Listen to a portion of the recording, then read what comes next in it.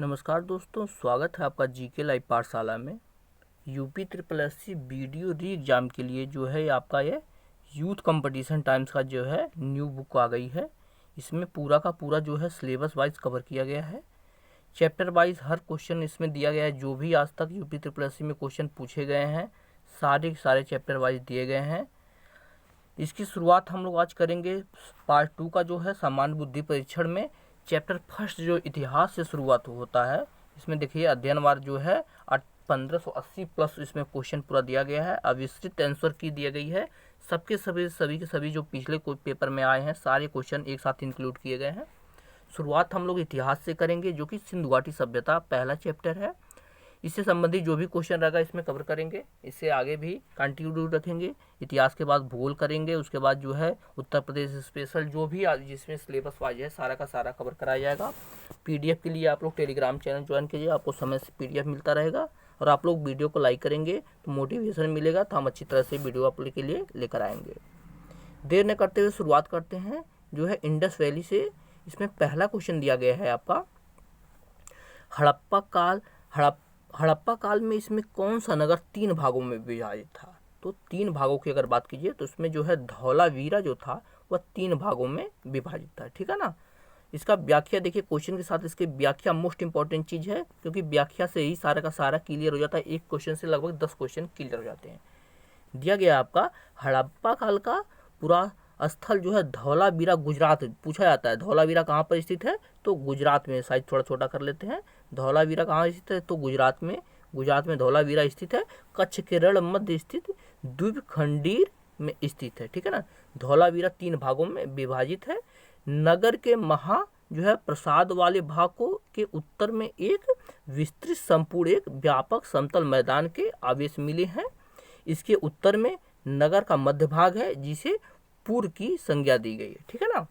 इसके पूर्व में नगर का तीसरा महत्वपूर्ण भाग है। ठीक है ना। तीसरे भाग की बात करें तो नगर के पूर्व में स्थित है जिसे निचला सर कहा गया है। ठीक है ना। जिसे कौन सा सर कहा गया है, निचला सर कहा गया है या अमन नगर कहा गया है। ठीक है ना। क्या कहा गया है, अमन नगर इसे कहा जाता है। यह भारत में स्थित सिंधु सभ्यता का दूसरा सबसे बड़ा नगर है। ठीक है ना। धौलावीरा की खोज देखिए, यहाँ पे फैक्ट इंपॉर्टेंट बनता है। धौलावीरा की खोज कब हुई थी 1967-68 में जेपी जोशी ने किया था। ठीक है ना। इसे आप लोग महत्वपूर्ण याद रखिएगा, किसने किया था, जेपी जोशी ने इसका जो है खोज की थी। बढ़ते हैं दूसरे क्वेश्चन की तरफ, देखते हैं क्या दिया गया है। निम्नलिखित में से कौन सा सिंधु घाटी सभ्यता से संबंधित स्थल नहीं है। ठीक है ना। तो देखिएगा आपका कालीबंगा, ये तो सिंधु घाटी सभ्यता से संबंधित है। यहाँ काले रंग की चूड़ियाँ मिली थी। रोपड़ आप लोग जानते हैं इससे संबंधित है। लोथल भी इससे संबंधित है। लोथल एक बंदरगाह था, आपको पता है। लेकिन जो पाटलिपुत्र है इससे संबंधित नहीं है। ये आपका पाटलिपुत्र जो है ये आपका मगध काल में इसका जो है नाम प्रचलित होता है, या जो आपका महाजनपद काल है वहाँ पर पाटलिपुत्र का नाम लिया जाता है। ठीक है ना। यही व्याख्या देखते हैं तो लोथल से प्राप्त वस्तुएं युगल समाधि, देखिएगा लोथल से क्या प्राप्त हुई है, युगल समाधि प्राप्त हुई है। पत्तन प्राप्त हुआ है। घोड़े का अवशेष भी लोथल से ही प्राप्त हुआ है। धान की भूसी इंपॉर्टेंट है, बहुत बार पूछा जाता है। धान की भूसी तथा वृत्ताकार अग्निवेदिका जो है रोपड़ से प्राप्त हुई है। ठीक है। वस्तुएं कौन कौन सी मिली हैं, तांबे की कुल्हाड़ी मिली है। मानव कंकाल मिला, मानव कंकाल के साथ कुत्ते का साक्ष्य मिला है। तभी ना पता चलता है सिंधु घाटी सभ्यता में लोग इंसान के साथ कुत्ते को दफनाते थे। कालीबंगा से जुते हुए खेत मिले हैं। ठीक है ना। कालीबंगा से जुते हुए खेत मिले हैं। अग्निकुंड मिला है। आदि अवशेष जो है प्राप्त हुए हैं। आगे यह है पाटलिपुत्र में तृतीय बौद्ध सभा का आयोजन की गई थी। ठीक है ना। जिसके अध्यक्ष कौन थे, मोगलीपुत्र तिस्स थे। ठीक है ना। मोगलीपुत्र यह तिस्स थे जो है जो तृतीय जो बौद्ध सभा था पाटलिपुत्र में हुई थी, जो कि शासक अशोक से संबंधित है। अशोक के शासनकाल में होते हैं। अतः पाटलिपुत्र सिंधु घाटी सभ्यता से संबंधित नहीं है। ठीक है। नेक्स्ट क्वेश्चन देखते हैं। मोहनजोदड़ो शब्द का अर्थ क्या है। फेमस क्वेश्चन है, बहुत बार पूछा जाता है, आसान क्वेश्चन है। इसे देख लेते हैं। मोहनजोदड़ो का अर्थ क्या है, आपका सही जवाब हो जाएगा option number B, mount of the death, यानी मृतकों का टीला इसे कहा जाता है। अंग्रेजी में बोले तो माउंट ऑफ द डेथ कहा जाता है मोहनजोदड़ो। देखिए ग्राम विकास अधिकारी 2018 के फर्स्ट शिफ्ट में क्वेश्चन पूछा गया था। देखते हैं इसकी व्याख्या।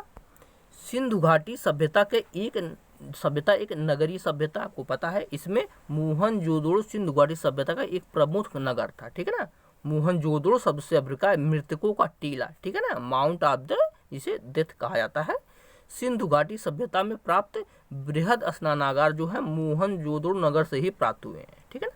इसके मध्य स्थित स्नान कुंड है, लगभग इसकी लंबाई चौड़ा की बात करें तो 7.01 मीटर चौड़ा है और 11.89 मीटर जो है लंबा है, तथा इसी गहराई की अगर देखा जाए तो 2.44 मीटर ये आपका गहरा है। ठीक है ना। सिंधु घाटी सभ्यता की लिपि भाव चित्रात्मक है। पूछा जाता है कि वहाँ की लिपि कौन सी थी, चित्रात्मक या भाव चित्रात्मक लिपि है। यह लिपि दाएं से बाएं ओर लिखी जाती थी, इस बात को भी आप लोग ध्यान रखिएगा। बढ़ते हैं अगले क्वेश्चन की तरफ। दिया गया आपका सिंधु घाटी सभ्यता के बारे में इनमें से कौन सा कथन सत्य है। सत्य कथन पूछा गया है। सही जवाब हो जाएगा आपका सिंधु लोग कपास का उत्पादन करने वाले पहले थे। आपको पता है कपास का जो साक्ष्य पहला है सिंधु घाटी सभ्यता से मिलता है, बिल्कुल सही है। उन्होंने लकड़ी के बक्से अनाज भंडारित किया था, लेकिन लकड़ी के बक्से का प्रयोग वहाँ नहीं किया जाता था, तो क्या तो है ये आपका गलत हो जाता है। जो सिंधु घाटी सभ्यता पंजाब, सिंध, बलूचिस्तान, गुजरात, राजस्थान और पश्चिम बंगाल के कुछ हिस्सों को कवर करती है, ये भी नहीं सही है आपका। उसके बाद दिया है आपका सिंधु लोग कुत्तों, बिल्लियों और घोड़ों बड़े पैमाने पर पालते थे। ठीक है ना। तो सिंधु घाटी के लोग ऐसा करते थे। इसे देखते हैं, क्वेश्चन आंसर देखते हैं इसमें। मोहनजोदड़ो एक अन्य स्थलों में पाए गए सूती वस्त्रों के रेशों की बात पता चलता है कि कपास की खेती भी की जाती थी। ठीक है ना। व्याख्या में दिया गया है यहाँ पर कपास की खेती की जाती है। इस सभ्यता के परिपक्वता के चरण से कम 2000 वर्ष पूर्व मेहरगढ़पुरा स्थल जो है कपास के अवशेष प्राप्त हुए। सर्वप्रथम यहाँ के निवासियों ने कपास की खेती प्रारंभ की। ऐतिहासिक काल में मेसोपोटामिया में कपास के लिए सिंधु शब्द का प्रयोग किया जाता है। तो इसका मतलब ये है कि मेसोपोटामिया की जो सभ्यता है वहाँ सिंधु घाटी सभ्यता से कपास का निर्यात किया जाता था। ठीक है ना। आगे देखते हैं, इसे इंडस कहा जाता। यूनानियों ने, देखिए माफ कीजिएगा, यूनानियों ने इसे इंडस कहा, जो सिंधु का ही रूपांतर है। हड़प्पाई लोगों के कुल 9 फसलें ज्ञात थी। 9 फसलें कौन कौन थी? गेहूं था, गेहूं की 3 किस्में थी। ठीक है ना। जौ था, जौ की 2 किस्में थी। कपास था, खजूर था, तरबूज था, मटर हो गया, राई हो गया, सरसों हो गया, तिलहन हो गया। ये सब वहाँ के कपास जो है सिंधु घाटी सभ्यता के प्रमुख फसलें थी। नेक्स्ट क्वेश्चन देखते हैं। हड़प्पा सभ्यता के एक हिस्से लोथल की खुदाई की खोज किसने की थी? देखिएगा जो भी खुदाई हुई है उसे आप लोग विशेष रूप से देखिएगा, और उसके अध्यक्ष कौन थे और कब की गई थी, इस बात को आप लोग ध्यान रखिएगा। तो आपको पता है जो है हड़प्पा सभ्यता के लोथल की खुदाई जो है एस.आर. राव ने किया था। किसने किया था? एस.आर. राव ने। ऑप्शन यहाँ से सी सही हो जाएगा। ठीक है। व्याख्या देखते हैं। लोथल सिंधु सभ्यता का एक प्रमुख स्थल है। लोथल का टीला अहमदाबाद गुजरात जिले में सरगवल नामक ग्राम के समीप स्थित है। 1955 से लेकर 1962 के मध्य एस.आर. राव ने, ध्यान रखिएगा किसने, एस.आर. राव के निर्देशन में वहाँ खुदाई की गई थी। यहाँ के नगर 2 भागों में विभाजित हैं। कौन कौन से? एक जो हो गया दुर्ग, जिसे गढ़ी बोला था, निचला नगर। संपूर्ण बस्ती का एक ही जो है प्राचीर से घिरी थी। लोथल से मनका बनाने का कारखाना, ठीक है ना, मनका बनाने का कारखाना लोथल से प्राप्त हुए हैं। धान के साक्ष्य, ये अग्निकुंड के साक्ष्य भी मिले हैं। यानी लोथल से क्या क्या मिला है? मनका बनाने का कारखाना मिला है, धान के साक्ष्य भी वहां से प्राप्त हुए हैं, और अग्निकुंड के भी साक्ष्य आपके लोथल से प्राप्त हुए हैं। और लोथल एक बंदरगाह था, इसे भी आप लोग ध्यान रखिए। अगला क्वेश्चन देखते हैं। सिंधु सभ्यता में घोड़े की अस्थियों का अवशेष कहाँ मिला है? तो घोड़ों की जो है अस्थियों के अवशेष की बात की जाए तो यह मिला आपका सुरकोतदा से। ठीक है ना। कहाँ से मिला है? सुरकोतदा से घोड़े की अस्थियां मिली हैं। व्याख्या देखते हैं। सुरकोटदा गुजरात, देखिएगा गुजरात का ही स्थान है, गुजरात के कच्छ जिले में स्थित है। ठीक है ना। यहाँ से घोड़े की अस्थियां तथा एक कब्रगाह के अवशेष जो है प्राप्त हुए हैं। सुरकोटदा के समाधान की एक नई विधि कलश समाधान का उदाहरण भी प्राप्त होता है यहाँ से। ठीक है ना। लोथल से घोड़ों की लघु जो है मृण मूर्तियों के अवशेष भी प्राप्त हुए हैं। ये आपका जो है सिंधु घाटी सभ्यता से इतने क्वेश्चन आए थे, कवर हो जाता है। अब आते हैं हम वैदिक सभ्यता पे। ठीक है ना। सिंधु घाटी सभ्यता पूरा का पूरा कवर हो गया। अब यहाँ से क्वेश्चन वैदिक सभ्यता से शुरुआत होता है। ठीक है ना। देखते हैं क्वेश्चन क्या दिया गया है। उपनयन समारोह से क्या तात्पर्य है? ठीक ठीक है ना। उपनयन समारोह से क्या तात्पर्य है, सही जवाब हो जाएगा बच्चों को पवित्र जनेऊ धारण कराना उपनयन कहलाता है, ठीक है ना। जनेऊ जो धारण करवाया जाता है वही उपनयन संस्कार कहा जाता है। आप लोग 16 संस्कार पढ़े हैं तो उसे आप लोग ध्यान रखिएगा, ठीक है ना। देखते हैं यहाँ पर पूरा व्याख्या दिया गया, विस्तार से देखते हैं। उपनयन संस्कार को यज्ञोपवीत संस्कार के नाम से भी जानते हैं, ठीक है ना। इस संस्कार को किसके नाम से जानते हैं, यज्ञोपवीत संस्कार के नाम से भी जानते हैं। इसमें बच्चे को पवित्र जनेऊ यानी यज्ञोपवीत धारण कराया जाता है। इसमें 3 धागे होते हैं, ठीक है ना। जनेऊ की बात की जा रही है, जनेऊ में कुल कितने धागे होते हैं, 3 धागे होते हैं, जिन्हें सत, रज एवं तम का प्रतीक माना जाता है। सत, रज और तम का जो है प्रतीक माना जाता है। आगे देखते हैं। प्राचीन समय से आज के समय में इन संस्कार का स्वरूप बिल्कुल बदल चुका है, ठीक है ना, बिल्कुल बदल चुका है। आप लोग जानते हैं पहले इस संस्कार को शुद्धिकरण संस्कार के रूप में भी जानते थे, ठीक है ना, जिसके उपरांत शिष्य गुरु के साथ आश्रम में रहकर शिक्षा ग्रहण करता था, ठीक है ना। उपनयन संस्कार के बाद जो है जो शिष्य होता था वह गुरु के जाकर आश्रम में शिक्षा ग्रहण करता था। इस संस्कार के उपरांत बालकों को द्विज कहा जाता है, ठीक है ना। जब उपनयन हो जाता था तो उस समय बालकों को क्या कहा जाता है, द्विज कहा जाता है। पहले अनिवार्य नहीं था, ठीक है, परंतु कर्म कांडों में इसे अनिवार्य कर दिया, ठीक है ना, तथा सामान्यतः विवाह पूर्व किया जाने लगा, यानी विवाह के पहले उपनयन संस्कार जो है अनिवार्य कर दिया गया था। अगला क्वेश्चन देखते हैं। सत्यमेव जयते महावाक्य कहाँ से उद्धृत है। बहुत कोई नॉर्मल क्वेश्चन है, बहुत बार पूछा जाता है। तो सत्यमेव जयते आपको पता है कहाँ से लिया गया है, मुंडकोपनिषद से लिया गया। आपका ऑप्शन यहाँ से सी से हो जाएगा, कहाँ से, मुंडकोपनिषद से लिया गया है, ठीक है। सत्यमेव जयते मुंडकोपनिषद से लिया गया है। इस उपनिषद में यज्ञ की तुलना टूटी नाव से की गई है, ठीक है ना। मुंडकोपनिषद अथर्ववेद से संबंधित है। बहुत बार क्वेश्चन पूछा जाता है, व्याख्या को आप लोग विशेष रूप से ध्यान रखिएगा। यह भारत का आदर्श वाक्य है, ठीक है ना। सत्यमेव जयते उत्तर प्रदेश के वाराणसी स्थित सारनाथ में 250 ईस्वी, ध्यान रखिएगा 250 ईसा पूर्व मौर्य सम्राट द्वारा बनाए गए सिंह स्तंभ के शिखर पर अंकित है, ठीक है। इसका अर्थ क्या होता है, सत्यमेव जयते का, सत्य की सदैव जीत होती है, इसका यही अर्थ होता है। इस बात को ध्यान रखिएगा, ठीक है। बढ़ते हैं अगले क्वेश्चन की तरफ। दिया गया है वेदों के गद्य प्रकरण क्या कहलाते थे, ठीक है ना। वेदों के गद्य संस्करण जो होते हैं उसे क्या कहा जाता है, उसे ब्राह्मण कहा जाता है, ठीक है ना।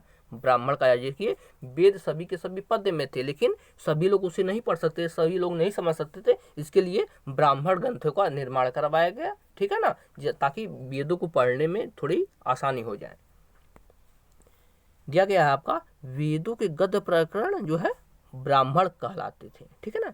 वे वेदों के गद्य भाग हैं जिनके द्वारा वेदों को समझने के लिए सहायता मिलती है, ठीक है ना। पद्य सभी लोग क्योंकि संस्कृत में थे, सभी लोग वैदिक संस्कृत वो भी सब लोग समझ नहीं पाते थे, इसलिए उसके गद्य में पढ़ने के लिए ब्राह्मण की रचना की। अब देखते हैं अरण्य क्या होता है, ठीक है ना। अरण्य क्या होता है, अरण्यक शब्द का अर्थ है वन में लिखे जाने वाला, ठीक है। जो ऋषि मुनि वन में बैठकर लिखते थे उन्हें अरण्यक कहा जाता था। इन्हें वन पुस्तक भी कहा जाता है। इन्हें जंगलों में रहने वाले सन्यासियों और छात्रों के लिए लिखा गया था, ठीक है ना। अब देखते हैं उपनिषद क्या होता है। उपनिषद देखते हैं। उपनिषद शब्द उप और निस धातु से बना है, ठीक है ना। उप का अर्थ है समीप और निस का अर्थ है बैठना, यानी समीप बैठना, अर्थात गुरु के पास बैठकर ज्ञान प्राप्त करना। ये वेदों के अंतिम भाग, ठीक है ना, वेदों के अंतिम भाग ही उपनिषद है, ठीक है। अब देखते हैं अगला क्वेश्चन, थोड़ा छोटा करते हैं। दिया गया आपका निम्नलिखित में से कौन सा ज्ञान के सिद्धांत पर बल देता है, ठीक है ना। ज्ञान के सिद्धांत पर अगर बल देने की बात की जाए तो आपका ये उपनिषद ही है जो ज्ञान के सिद्धांत पर बल देता है। आपका ऑप्शन नंबर यहाँ से डी से हो जाएगा। व्याख्या इसकी देखें तो क्या दिया गया है, उपनिषद हिंदू धर्म का महत्वपूर्ण श्रुति ग्रंथ है, ठीक है ना। श्रुति ग्रंथ मतलब उपनिषद जो है श्रुति ग्रंथ का मतलब यह सुनकर ही लिखा गया है। गुरु अपने शिष्य को पास बैठाकर बोलते थे, शिष्य उसका जो है स्मरण करते थे। ये वैदिक वागम्य के अभिन्न भाग है। इसमें परमेश्वर, परमात्मा, ब्रह्म और आत्मा के स्वभाव के संबंध में बहुत ही दार्शनिक और ज्ञानपूर्ण जो है वर्णन किया गया है। दुनिया के कई दार्शनिक उपनिषदों को सबसे अच्छा ज्ञान कोश जो है मानते हैं। ये संस्कृत से जुड़े हैं।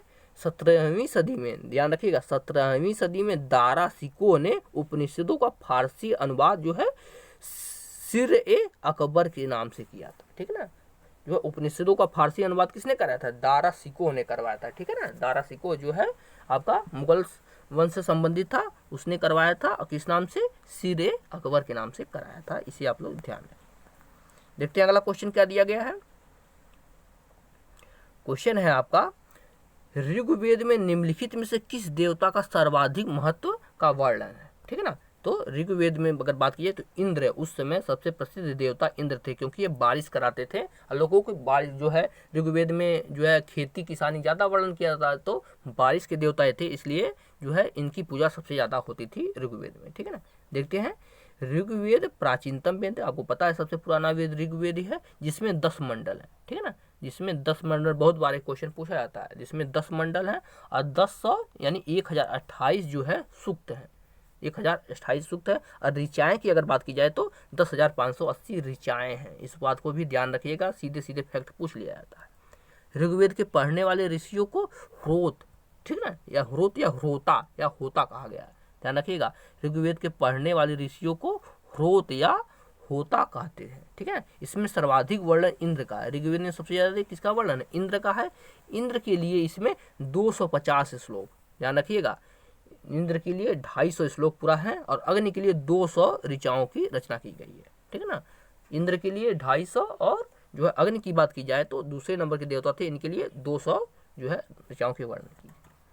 आगे देखते हैं प्राचीनतम वेद कौन सा है। तो प्राचीनतम वेद आपको पहले ही बता दिया गया है, आपका कौन सा है? ऋग्वेद है प्राचीनतम वेद। ऑप्शन यहाँ से ए सही हो जाएगा, ऋग्वेद। आगे देखते हैं, निम्नलिखित में से किस भारतीय पुरातन ग्रंथ में अपराध और अपराधी का जिक्र आता है? ठीक है ना, अपराध और अपराधी के जिक्र की बात की जाए तो यह आता है आपका उपयुक्त सभी में आता है, यानी अर्थशास्त्र में इसका वर्णन किया गया, मनुस्मृति में भी किया गया और न्याय मीमांसा में भी जो है अपराध और अपराधी का वर्णन किया गया है। ठीक है ना, व्याख्या देखते हैं। अर्थशास्त्र, मनुस्मृति, न्याय मीमांसा, उपयुक्त सभी ग्रंथों में अपराध और अपराधी का जो है जिक्र किया जाता है। अर्थशास्त्र कौटिल्य द्वारा रचित ग्रंथ है, जिसमें राजा के कर्तव्य, विस्तृत प्रणाली तथा सामाजिक स्थिति पर प्रकाश डाला गया है। ठीक है ना, मनुस्मृति हिंदू धर्म का जो है सबसे प्रधान ग्रंथ है।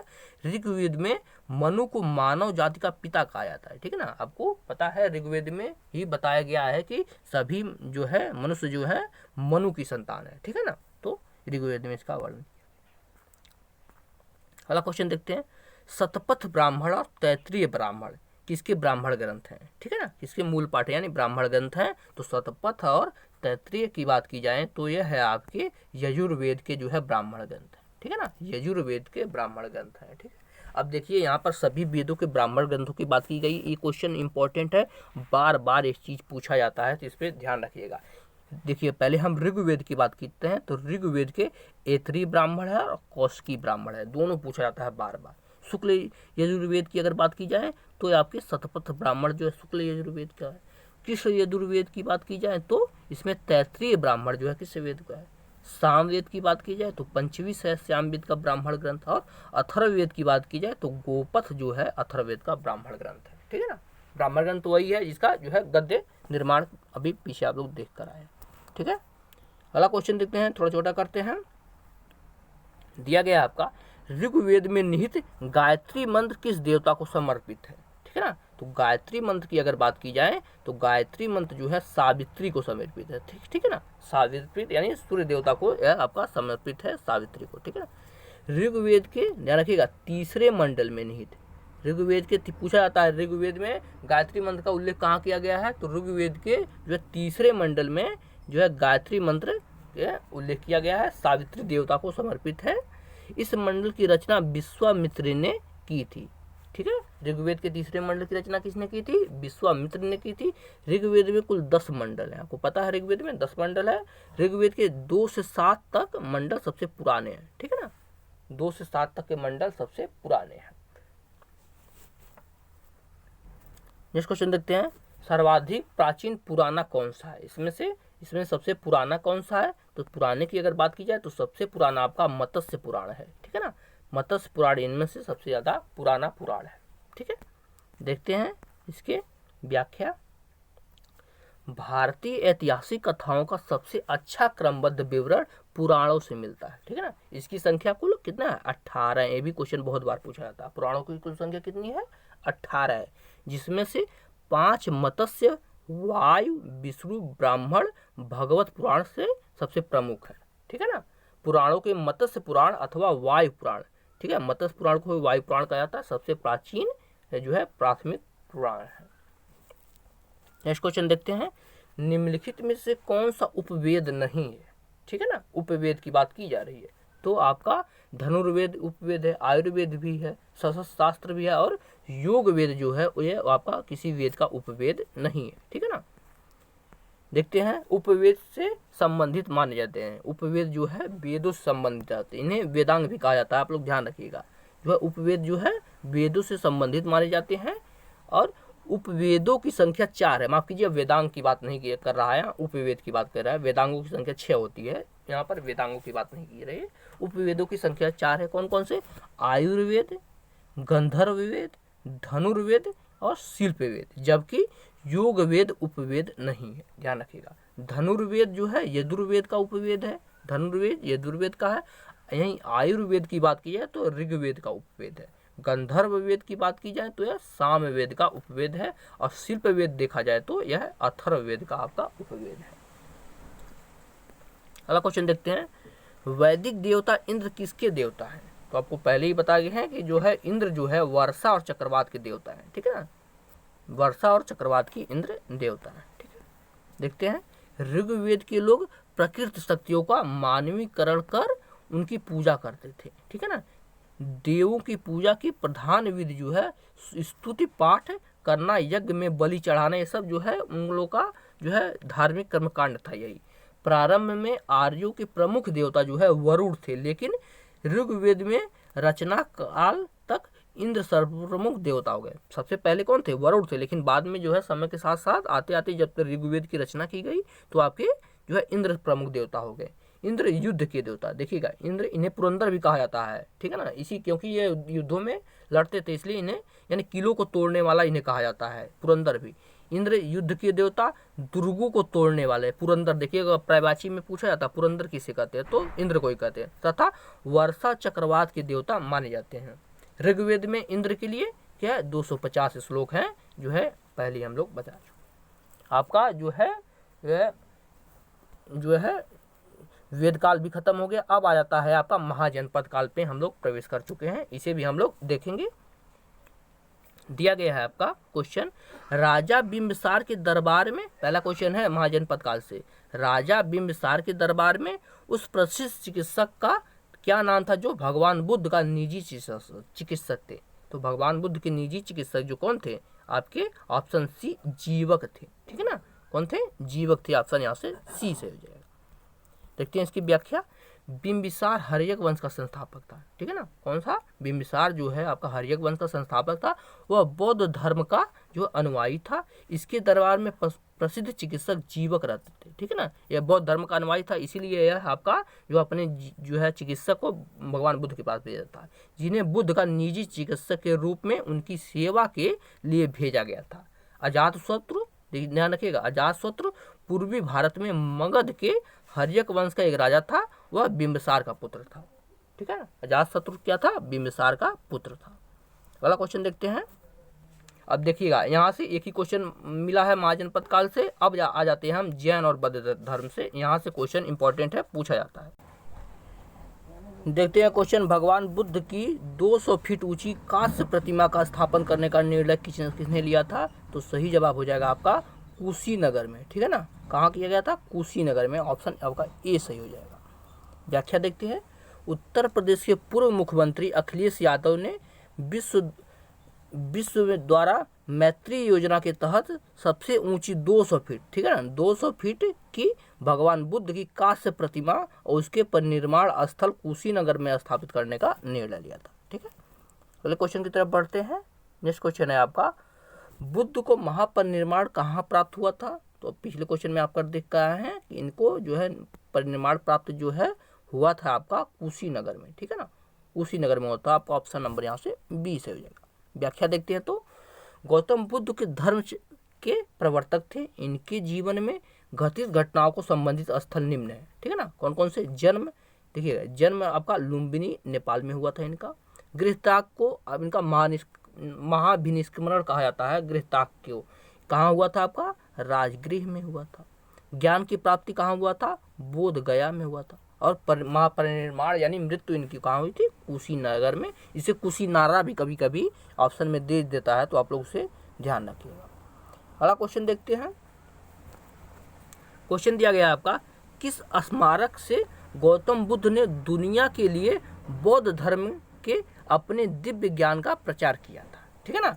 तो दिव्य ज्ञान के प्रचार की अगर बात की जाए तो किए थे आपके महाबोधि मंदिर समूह से, ठीक है ना। ऑप्शन यहाँ से बी सही हो जाएगा, महाबोधि मंदिर समूह से किए थे। व्याख्या इसकी देखें तो महाबोधि मंदिर बिहार के गया, ध्यान रखिएगा, बिहार के गया जिले में स्थित है। इसका निर्माण जो है ईसा पूर्व 3री शताब्दी में अशोक सम्राट ने किया था, ठीक है ना। इसका निर्माण क्या कौन करवाया था? अशोक सम्राट ने करवाया था। वर्तमान मंदिर 5वीं या 6ठी शताब्दी में बनाई गई है। यहीं पर गौतम बुद्ध को वैशाख पूर्णिमा के दिन बट वृक्ष, ध्यान रखिएगा किस बिट बट यानी बरगद के पेड़ के नीचे जो है निरंजना नदी के तट पर ज्ञान की प्राप्ति हुई थी, ठीक है ना। और वे बुद्ध कहलाए थे।